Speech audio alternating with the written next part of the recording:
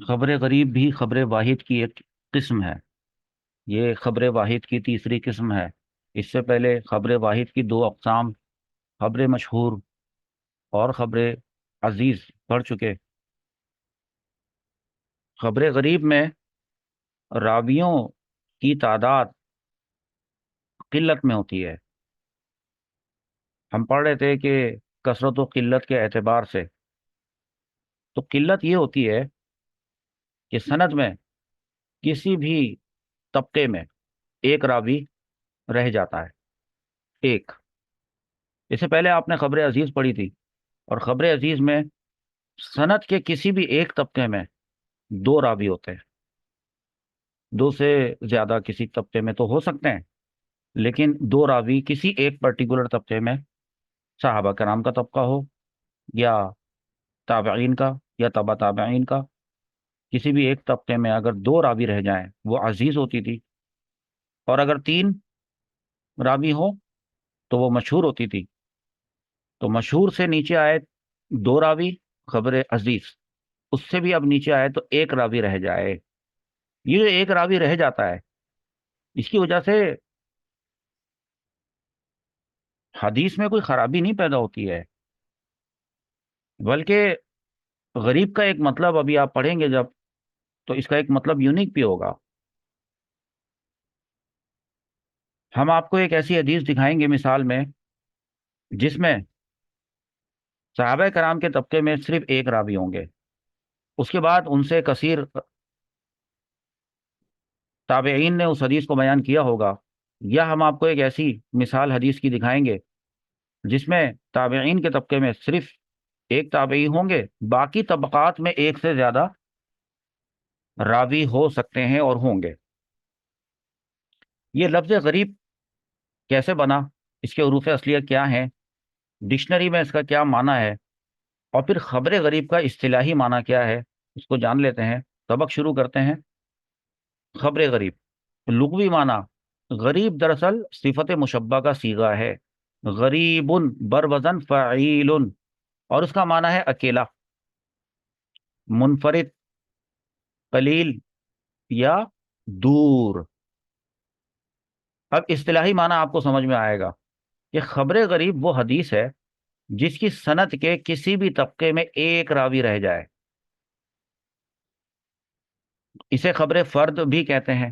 آپ کو یہ ورڈ بھی ملے گا، خبر فرد اور حدیث فرد، یہ بھی کہتے ہیں۔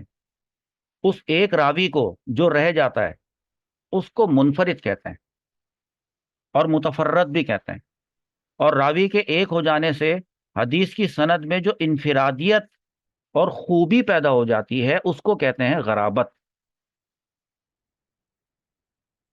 کبھی یہ انفرادیت اور غرابت یہ سند کے تمام طبقات میں ہوتی ہے، جو 12 طبقات ہیں، صحابہ کرام کے، تابعین کے، تبع تابعین کے، تمام طبقات میں ایک ایک ایک راوی ہوگا، تب بھی یہ خبر غریب ہوگی۔ اور کبھی یہ انفرادیت اور غرابت سند کی کسی ایک طبقے میں ہی ہوتی ہے، باقی طبقات میں ایک سے زیادہ راوی ہوتے ہیں، اور کسی ایک طبقے میں ایسا ہوتا ہے کہ ایک راوی رہ جاتا ہے جس کی وجہ سے اس سند میں غرابت پیدا ہوتی ہے، اور اس سند سے آئی ہوئی حدیث کو کہتے ہیں حدیث غریب یا خبر غریب۔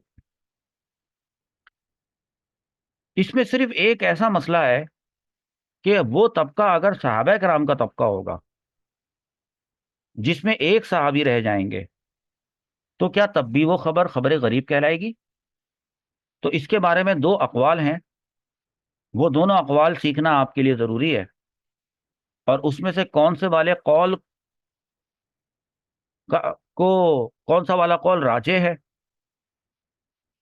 اور کس کو محدثین نے اختیار کیا ہے، وہ سیکھنا بھی آپ کے اوپر لازم ہے۔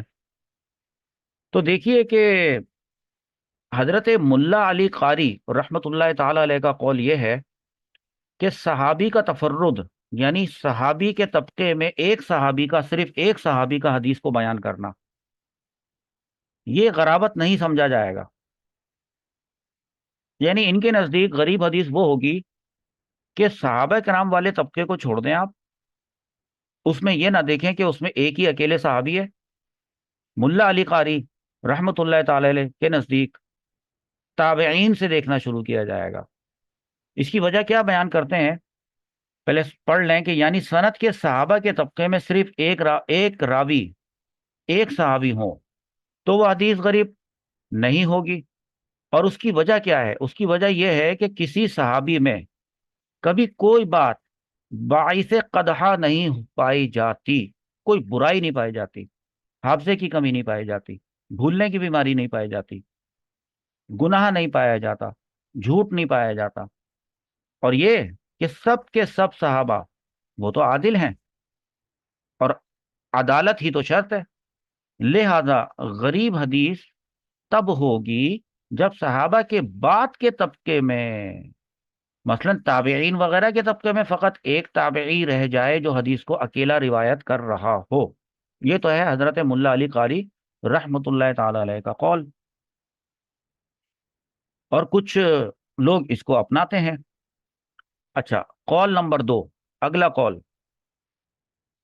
وہ علامہ حافظ ابن حجر عسقلانی رحمت اللہ تعالی علیہ کا قول ہے۔ علامہ حافظ ابن حجر عسقلانی رحمت اللہ تعالی علیہ کے قول کے مطابق سند کے کسی بھی طبقے میں ایک راوی ہو، کسی بھی اکیلا ہو، تو وہ حدیث غریب کہلائے گی، چاہے وہ طبقہ صحابہ کا ہو، کسی ایک ہی صحابی نے حدیث کو بیان کیا ہو، صحابہ کے طبقے میں ایک ہی اکیلے صحابی راوی ہوں، تو علامہ حافظ ابن حجر عسقلانی رحمت اللہ تعالی علیہ کے نزدیک وہ حدیث وہ غریب ہے۔ تو پھر اس کی کوئی مثال بھی ہونی چاہیے۔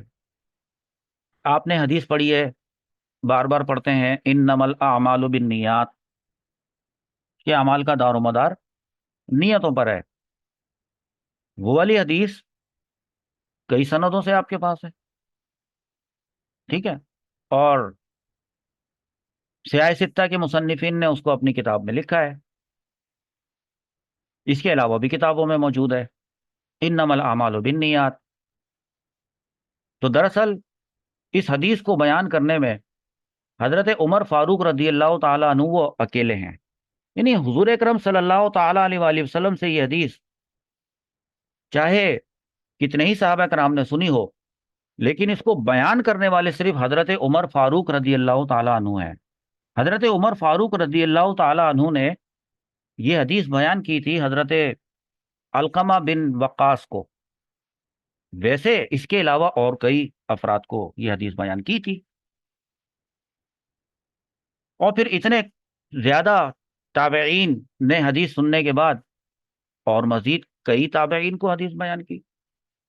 تو ہاں، سند کو اگر دیکھا جائے گا جو میں ابھی آپ کو دکھانے والا ہوں، اس سند کو جب آپ دیکھیں گے تو اور اس کے علاوہ کی اور بھی سندیں آپ دیکھیں گے تو آپ کو پتہ چلے گا کہ کثیر راویوں نے بیان کی، پھر بھی غریب ہے حدیث، خبر غریب کہہ لیں، کہہ رہے ہیں اس کو، کیونکہ ہر سند میں صحابہ کے طبقے میں صحابی تو اکیلے حضرت عمر بن خطاب رضی اللہ عنہ آپ کو ملیں گے۔ دیکھتے ہیں حدیث اور اس کی سند بھی، اور یہ حدیث نمبر 1 ہے جو صحیح بخاری شریف میں موجود ہے، اور اس کو کہا جا رہا ہے خبر غریب۔ دیکھیے، حضرت عمر فاروق رضی اللہ تعالیٰ عنہ کا نام یہاں پر آپ نوٹ کریں۔ آپ کو میں اور بھی سندیں دکھاؤں گا، اور اس میں آپ کو صحابہ کے طبقے میں صرف ایک یہی حضرت عمر بن خطاب رضی اللہ تعالیٰ عنہ ملیں گے، جس کی وجہ سے علامہ حافظ ابن حجر عسقلانی رحمت اللہ تعالی علیہ کے فارمولے کے مطابق یہ والی حدیث، جو کہ انتہائی مشہور ہے بے شک، لیکن صرف اکیلے حضرت عمر بن خطاب رضی اللہ تعالیٰ عنہ کی طرف سے آنے کی وجہ سے، صحابہ کے طبقے میں اکیلے حضرت عمر بن خطاب رضی اللہ تعالیٰ عنہ کے منفرد رہ جانے کی وجہ سے یہ حدیث خبر غریب ہے، حالانکہ چاہے یہ کتنی ہی مشہور ہو، اور حضرت عمر بن خطاب رضی اللہ تعالیٰ عنہ کے بعد کے راویوں نے چاہے کتنے ہی کثیر راویوں نے اس کو بیان کیا۔ حدیث کو پڑھ لیتے ہیں، حدیث کی سند کو پڑھتے ہیں۔ حدثنا الحمیدی عبد اللہ ابن الزبیر قال حدثنا سفیان قال حدثنا یحیی بن سعید الانصاری قال اخبرنی محمد بن ابراہیم التیمی انہ سمع علقمۃ بن وقاص اللیثی یقول سمعت عمر بن الخطاب رضی اللہ عنہ علی المنبر۔ حضرت علقمہ بن وقاص اللیثی فرماتے ہیں کہ میں نے سنا حضرت عمر بن خطاب رضی اللہ عنہ کو منبر پر، اس حال میں کہ حضرت عمر بن خطاب رضی اللہ عنہ منبر پر بیٹھے ہوئے تشریف فرما تھے اور فرما رہے تھے کہ انہوں نے سنا، وہ یہ فرما رہے تھے کہ میں نے سنا، سمیتو کس کو، رسول اللہ صلی اللہ علیہ وسلم یقولو فرماتے ہوئے، انما الاعمال بالنیات، بے شک اعمال تو نیتوں کے ساتھ ہیں، وانما لکل امرئ ما نوی، ہر شخص کو کے لیے وہی ہے جس کی اس نے نیت کی تھی۔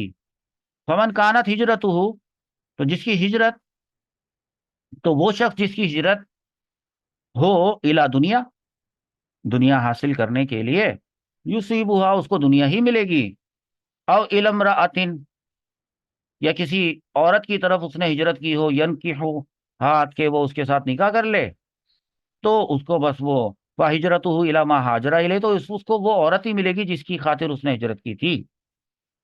یعنی وہ جو ثواب ہوتا ہے کہ ہجرت کرنے سے پچھلے تمام گناہ معاف ہو جاتے ہیں، وہ دنیا حاصل کرنے کی نیت سے ہجرت کرنے والوں کو نہیں ملنے والے۔ یہ رتبے کسی عورت کی خاطر مکے سے مدینہ ہجرت کر جانے والے کو نہیں ملنے والے۔ یہ حدیث آپ نے، اس کی ایک سند آپ نے یہاں پہ دیکھی ہے۔ اب میں آپ کو اس کی ایک اور سند آپ کو دکھاتا ہوں۔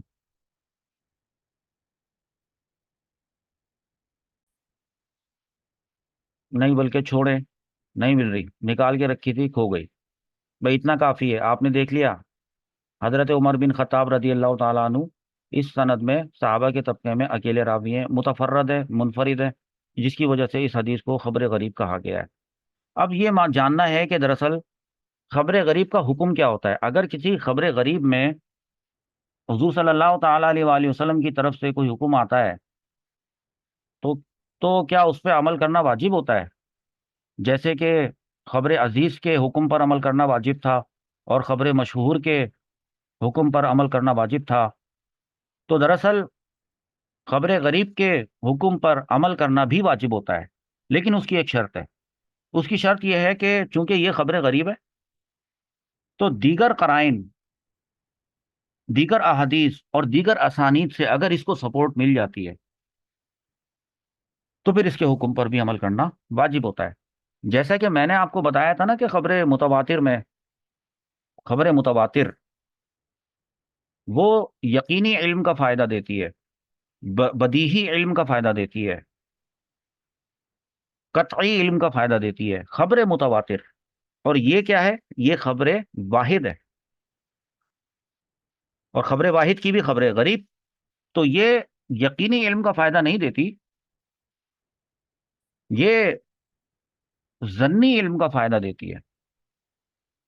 ظنی علم کا یہ مطلب نہیں ہوتا کہ کوئی کم علم یا کم درجے کا علم، ظنی علم بھی علم ہوتا ہے لیکن قطعی کی ٹکر کا نہیں ہوتا، کیونکہ قطعی کے اندر تو غور و فکر کرنا ہی نہیں پڑتا۔ قطعی کا مطلب تھا کہ جیسے کہ سورج آپ کو معلوم ہے کہ ہے، چاند ہے، تو یہ قطعی علم ہے، اس میں کسی قسم کے کوئی غور و فکر کی ضرورت نہیں۔ لیکن جب کوئی علم قطعی نہ ہو، ظنی ہو، تو اس میں غور و فکر ہوتا ہے۔ پھر غور و فکر ہونے کے بعد یہ خبر غریب قابل استدلال بن جاتی ہے، اور استدلال کیا جاتا ہے، دیگر احکام شریعہ اس سے نکالے جاتے ہیں۔ یہ تو حکم ہے کہ یہ ظن کا فائدہ دیتی ہے، اور پھر اس کے حکم پر بھی عمل کرنا واجب ہو جاتا ہے۔ اس کے بعد ہم نے پڑھنا ہے خبر غریب کی دو اقسام، جو بہت ہی امپورٹنٹ ہے۔